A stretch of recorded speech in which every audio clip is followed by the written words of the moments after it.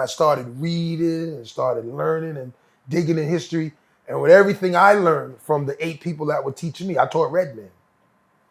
And it impacted him too. Because I had a close relationship with him. He was my DJ. We did everything together. So, him in Long Island with me, I'm kicked out of my house, living in a crack house. He kicked out of his house. And we were born on the same day. And every time we told people we weren't brothers, and our birthday came up and they seen us celebrating, they were ready, yo, man, y'all said y'all ain't brothers. Which it stuck. Okay, he's my brother. Right. Leave me alone. But everything I learned, I passed down to him. Mm-hmm. And to this day, he thanks me. He goes, you don't know. And I'm like, no, I know. I see the progress in the way you live. I know you were listening. Even though I didn't think he was listening. Because Redman was an artist, and I didn't think he was listening. And I'd be running my mouth for 2-3 hours, and I'm like, this guy's not listening to this shit. What are you lecturing him about, right? I mean, I used to see his, he was reckless in a lot of ways, like talented as an artist, but, he just was young and, like we were, young and just ready to whatever. Right. Something happened, he was right there with it. And I knew I went to jail for them. I didn't need them to go too. I knew there was nothing there for us, right. So I remember his mother was adamant one day and saying, help my baby. And I don't know why I said this. I said, he's going to be all right. Not even knowing. And there he is, yeah. Right. Okay, so, all right. When did you decide I'm going to be an artist? All right, so I'm in Riverhead.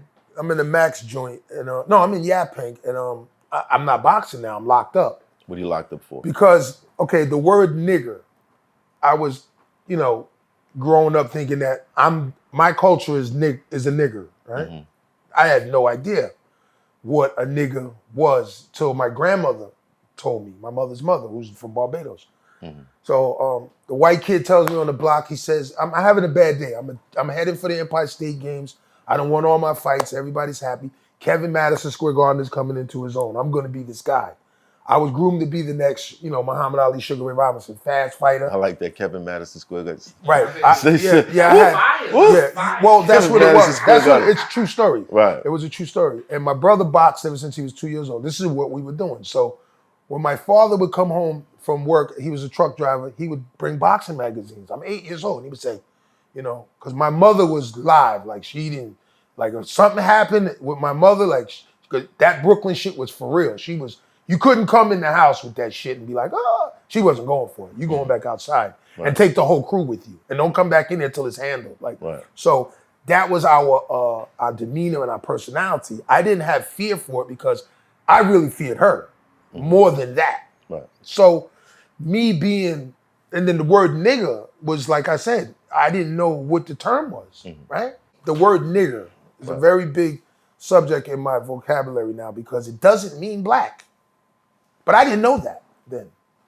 So when I'm walking past the biker, I'm broke. I'm headed to be a champion of Long Island. Mm-hmm. If I get into this Empire State Games and win this last fight, I'm in the finals. And then I'll go to Lake Placid where the other guys go to fight for the region, right? Right. So I'm walking past these bikers in Lowell Avenue, and I heard nigger. And I'm at the it's my birthday, I'm upset, I don't have the money I want to have, and I know I'm an amateur fighter, but that's not enough. I have a girlfriend who's really, she doesn't know what I'm going to do, and she's starting to cheat now. She's starting to do a bullshit. So in my mind, young, not knowing no better, when he says nigger, I'm really upset now, so I'm going to show him what a nigger is, right? Mm. So I said his mother, and he wanted to chase me. I ran in a dark area where it was little trees, and I turned around like a Bruce Lee movie and just started handling my business. Now, I shouldn't have did that because if I knew better, right, I would have been a better outcome. But it was I beat them up and one got really hurt bad. And I'm so stupid, I had my name on the freaking jacket. Kevin Madison Square Garden's on the jacket. All my bottle backs and patches, I'm stupid, right? So you left your jacket? No, they see who it was and they tell the police officer his name. There's only 3 boxers in our community. Buddy McGirt, me, and Ralph Mann. Mm-hmm. So they round all 3 of us up. And when the guy sees this, the guy in the middle, it's me. Mm-hmm. So now my father looked at me and said, you had everything paid, which I did. Perfect amateur career. I was going places. He said, Now you throwing it all away for the word nigga. He couldn't understand it. Well, at the time, let's walk back through it, right? You got so much ahead of you, but then there's the pressure. You said your girlfriend's cheating, or you're suspecting. Yeah, she's being. Not her fault. Things. Not her fault. Ready? Right. Because in our community, we're leading the way, right? But here I am. She's not understanding where this is going. Right. The rappers are coming out now. The rappers are popping. So she's interested in what she sees now. Monetary. It's right away. Right. Right? I'm running 5 miles twice a day. I'm doing all of this shit to become this guy. And she's helping me. Right. But she's seeing these guys with the bag now. Who was the guy that she saw? I don't know if he was a rapper, but he was involved with MOP's crew. Mm-hmm. He was, I think, the executive producer, and they had a one-night scenario, right? Mm-hmm. So, me not understanding none of this shit, I'm just focused on the white dude. I'm gonna take it out on him now, right? Right. So now I'm in this situation, and my nana tells me, she says, "You did this for this word," and then she shows me in the dictionary 9 other niggas that ain't black.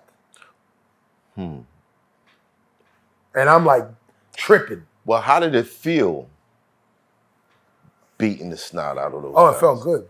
It felt good. I was, it felt good because, I felt like a super kid, but it was temporary. Yeah, because at the end of the day, like I said, when I look at the trainer now, they're not there now. I was the guy. They never had a world champion, right? I was the guy, right? Right. And they still love me and it's still there, but it's like when you get angry and you're not thinking, it could be everything I worked for to get there was gone in like 3 minutes. And I didn't experience that. Mm-hmm. Now I'm doing 16 years in a correctional facility, and I'm having my way in there because they can't really, nobody's gonna handle me in there. Like They can't. It's going down real bad because I'm not trying to be there. Mm-hmm. In fact, Havoc's brother shows up and he's violent also, but he's telling Prodigy and them about me in there, and he's like, "No, that dude's not." Okay, so yeah. He said he's, and I was because I'm not trying to be there. Mm-hmm. I'm already got a chip on my shoulders because I'm there. So you're talking about I can't get a phone? Like it was going down real fast for the people. So.